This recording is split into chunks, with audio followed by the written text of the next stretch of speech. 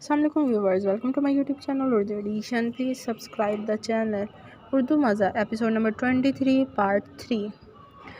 کم on Laila, ہمیں تم سے اس طرح کی باتوں کی امید نہیں رکھتے. امید؟ ہاں. وہ طنزیہ مسکرائی. پیٹر سر، آپ کو سمجھ جانا چاہیے کہ ہمیشہ چیزیں ہماری امیدوں کے مطابق نہیں چلتی. بعض اوقات انسان کو وہ سب بھی سننا پڑتا ہے جس کے متعلق اس نے کبھی سوچا بھی نہیں ہوتا. میں تمہاری بات سمجھ رہا ہوں لیلا، اور میں اس معاملے میں تمہارے ساتھ ہوں. مارک کو تم پر یقین کرنا چاہیے تھا. یقین کیا نہیں جاتا، یقین ہوتا ہے پیٹر سر، اور میرے خیال سے اب آپ کی ٹیم کو مجھ پر اعتبار نہیں رہا. اس لیے آپ کو چاہیے کہ اب کسی نئی لڑکی کو کال گرل بنا لیں. یقین کریں کہ ایڈم کو جب نئی لڑکی ملے گی تو اسے بہت مزہ آئے گا. لیلا، میرا یقین کرو، ہم مشن کے اس موڑ پر ہیں جہاں کامیابی ہمارے سامنے ہے. ہمیں صرف اس تک پہنچنا ہے. جانتی ہو، یہ مشن ایک ایسے شخص کے خلاف شروع ہوا تھا جو ایک پراسرار شخصیت تھی. اس کے متعلق ہم یقین سے یہ نہیں کہہ سکتے تھے کہ وہ وجود بھی رکھتا ہے یا نہیں، مگر اب ہمارے پاس بہت کچھ ہے. کیا تم چاہتی ہو یہ سب محنت ضائع ہو جائے؟ پیٹر لیلا کو راضی کرنے کی کوشش کرنے لگا تھا. ٹھیک ہے، مارک کو مجھ سے معافی مانگنی ہوگی، لیلا نے بے تکلفی سے جملہ بولا، جس پر پیٹر بھی حیران رہ گیا. مگر اس کا ہر حال میں لیلا کو راضی کرنا تھا، اس لیے فوراً حامی بھر لی. مارک، اندر آؤ اور لیلا سے معافی مانگو.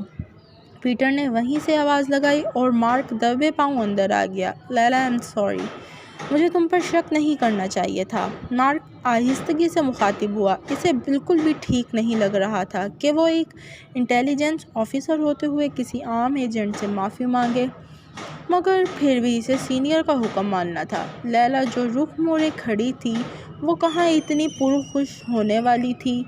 پیٹر سر، آپ اس کو بولیں کہ ہاتھ جوڑ کر معافی مانگ. لیلا کی ڈیمانڈ سنتے پیٹر بھی چونک گیا. خود لیلا بھی نہیں جانتی تھی کہ وہ مارک کے ساتھ ایسا کیوں کر رہی ہے. مارک آنکھیں ونگ کر گیا. What the fuck is that? Mark, shut your mouth اور وہ کرو جو لیلا کہتی ہے. پیٹر نے مارک کو حکم دیا. بٹ سر، میں I said shut your mouth mister mark.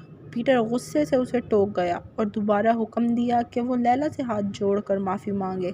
Mark کبھی پیٹر کا منہ تکتا تو کبھی لیلا کا.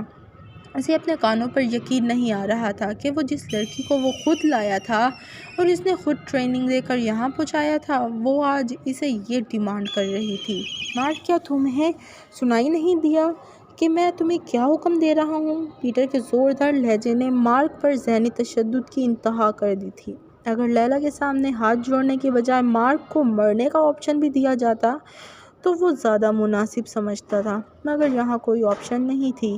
اسے ہر صورت لیلا سے ہاتھ جوڑ کر معافی مانگنی تھی. پھر وہی ہوا جو لیلا چاہتی تھی. وہ ہاتھ جوڑے معافی مانگ رہا تھا اور وہ مغرورانہ انداز میں رخ پھیرے کھڑی سوچ رہی تھی کہ وہ ایسا کیوں کر رہی ہے. شاید یہ ایڈم سے نہ ملنے کی فرسٹریشن تھی.